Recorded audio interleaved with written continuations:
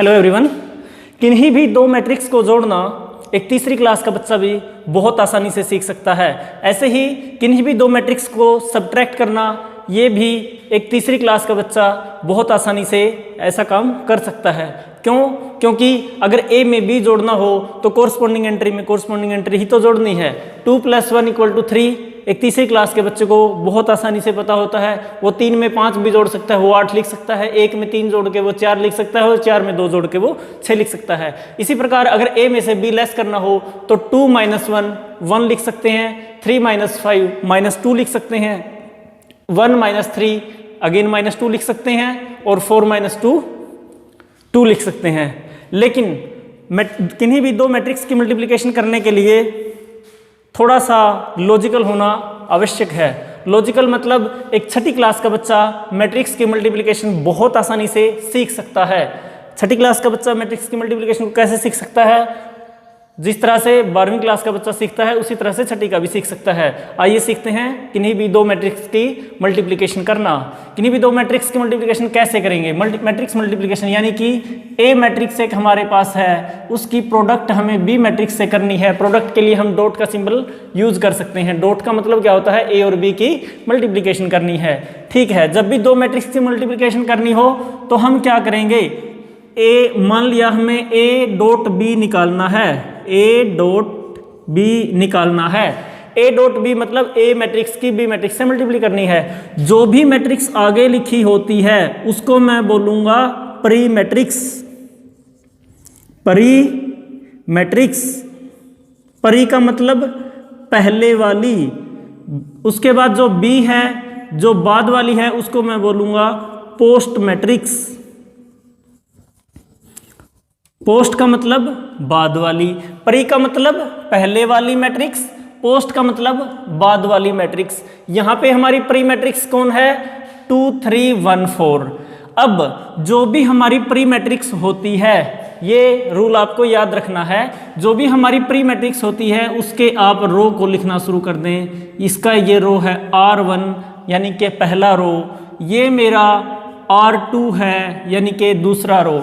जो भी pre matrix है, जो प्री फैक्टर है A.B में, जो पहले वाली मैट्रिक्स है उसके हमें रो नोट करने हैं। उसके रो नोट करने हैं मतलब ये मेरा R1 है, ये 2 3, ये 1 4 मेरा R2 है। इसी तरह से जो पोस्ट फैक्टर है उसके हमें कॉलम नोट करने हैं। ये मेरा C1 है फर्स्ट कॉलम, ये मेरा C2 है सेकंड कॉलम। मतलब क्या सीखा? पहले वाली जो प्री मैट्रिक्स है ए, उसके हमें सिर्फ रो नोट करने हैं। यानी कि पहली रो कौन सी है, दूसरी रो कौन सी है, अगर तीसरी है वहां पे तीसरी, चौथी है तो चौथी रो को नोट करना है। जो पोस्ट फैक्टर है, जो बाद वाली मैट्रिक्स है, उसके हमें कॉलम नोट करने हैं। जैसे ये पहला कॉलम है, ये दूसरा कॉलम है। अब मैट्रिक्स को मल्टीप्लाई कैसे करेंगे ये सीखते हैं। आप हमेशा ध्यान रखें, पहली रो को सबसे पहले उठाएंगे, पहली रो को सबसे पहले उठाएंगे और उसको मल्टीप्लाई करेंगे पहले कॉलम से। मैं पुनः इन दोनों मैट्रिक्स को लिख देता हूं, 2 3 1 4। इस मैट्रिक्स को मल्टीप्लाई करना है, डॉट लगा रहा हूं मैं यहां पे, 1 5 3 2 के साथ। ये दो मैट्रिक्स हैं जिनको हमें मल्टीप्लाई करना है। मैं क्या बता रहा हूं? ये मेरा R1 है, ये मेरा R2 है, ये मेरा C1 है, ये मेरा C2 है। पहला रो, दूसरा रो, दूसरी जो पोस्ट मैट्रिक्स है उसका पहला कॉलम, उसका दूसरा कॉलम। अब मल्टीप्लाई करने का जो रूल है पहले मैं वो लिख देता हूं। रूल क्या कहता है कि सबसे पहले फर्स्ट रो को फर्स्ट कॉलम से मल्टीप्लाई करो। R1 को मल्टीप्लाई किससे करना है? C1 से करना है। R1 को फर्स्ट रो को फर्स्ट कॉलम के साथ मल्टीप्लाई करना है। उसके बाद इसी फर्स्ट रो को R1 को मल्टीप्लाई करना है सेकंड कॉलम के साथ। किसके साथ? मैं मल्टीप्लाई का सिंबल भी लिख देता हूं, C2 के साथ। R1 को फर्स्ट रो को मल्टीप्लाई करना है सेकंड कॉलम के साथ। उसके बाद क्या करना है? सेकंड रो उठाएंगे R2 को मल्टीप्लाई करना है फर्स्ट कॉलम के साथ। सेकंड रो को फर्स्ट कॉलम के साथ और लिखना कहाँ पे है, यहाँ पे। उसके बाद R2 को उठाएंगे और C2 के साथ मल्टीप्लाई करेंगे, R2 को उठाएंगे और C2 को के साथ मल्टीप्लाई करेंगे, तो ये है मेरा कुछ इस तरह का बन जाएगा R1 into C1, R1 into C2। ये कुछ उसी तरह का हो गया। एक नई मैट्रिक्स अगर मैं इसको नाम दूं, अगर मैं इसको एक नई मैट्रिक्स का नाम दूं तो ये मेरा मैं कोई भी नाम दे सकता हूं इसको, मान लेते हैं E नाम दे देते हैं, D नाम दे देते हैं। ये मेरा बनेगा D11, D12, D21, D22। यहाँ पे ये एंट्रीज ऐसे आ जाएंगी। ये मैंने एक प्रोसेस बताया है। अब इस मैट्रिक्स में जो हमने एग्जांपल लिया है उसमें कैसे करेंगे।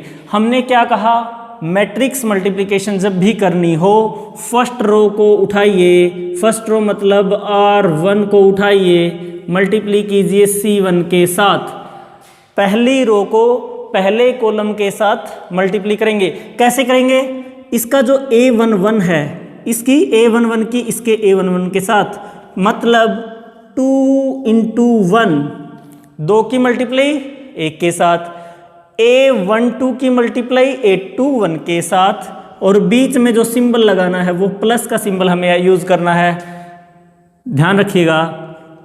ये बन गया 3 इंटू 3।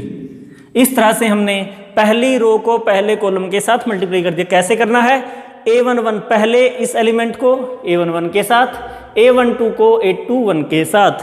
अब हमने क्या कहा, R1 को C1 से तो कर लिया, R1 को C2 से मल्टीप्लाई करेंगे, यानी कि पहले रो को दूसरे कॉलम के साथ मल्टीप्लाई करेंगे।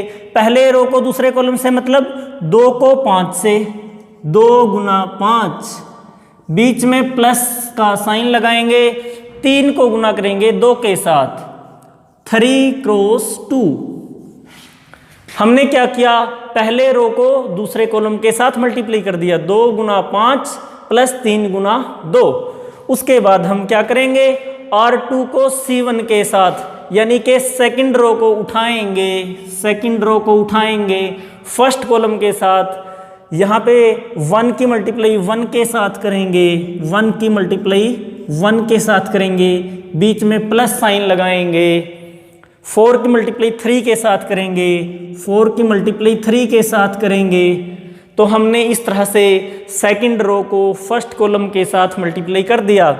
ठीक इसी तरह से सेकंड रो को सेकंड कॉलम से मल्टीप्लाई करेंगे, मतलब 1 को 5 से गुना करेंगे, 1 क्रॉस 5, बीच में प्लस का सिंबल, 4 को 2 से गुना करेंगे, 4 क्रॉस 2।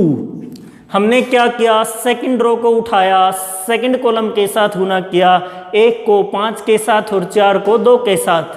हमारा बना ये। क्या करेंगे, एक मैट्रिक्स के अंदर बंद कर देंगे। तो अब ये हमारा क्या बन गया, R1 cross C1, R1 cross C2, R2 cross C1, R2 cross C2 हमने कर लिया। अब हम इसको सिंप्लीफाई कर लेते हैं। सिंप्लीफाई मतलब 2 cross 1 is 2 plus 3 cross 3 is 9, 2 cross 1 is 2, 3 cross 3 is 9, 2 cross 5 is 10 plus 3 cross 2 is 6। इसी तरह से 1 cross 1 is 1, 4 cross 3 is 12, 1 plus 12, 1 cross 5 is 5 plus 4 cross 2 is 8। ये मेरा बना 2 plus 9, 10 plus 6, 1 plus 12, 5 plus 8। This is equal to 2 plus 9 equal to 11, 10 और 6 16, 1 और 12 13, 5 और 8 13। इस तरह से हमें D11, D12, D21, D22 एक नई मैट्रिक्स मिल गई और यही हमारा आंसर है A और B की मल्टीप्लिकेशन का। तो हमने क्या किया, A और B को मल्टीप्लाई किया जो हमारे गिवन मैट्रिक्स थे, और हमारा आंसर क्या आ गया, 11, 16, 13, 13। फिर से सीख लेते हैं। हमने क्या किया, फर्स्ट रो को फर्स्ट कॉलम के साथ मल्टीप्लाई कर दिया, फर्स्ट रो को सेकंड कॉलम के साथ मल्टीप्लाई कर दिया, सेकंड रो को फर्स्ट कॉलम के साथ मल्टीप्लाई कर दिया, सेकंड रो को सेकंड कॉलम के साथ मल्टीप्लाई कर दिया। यही तो किया है। R1 R2 पहले वाली मैट्रिक्स को बोलेंगे प्री मैट्रिक्स, बाद वाली मैट्रिक्स को बोलेंगे पोस्ट मैट्रिक्स।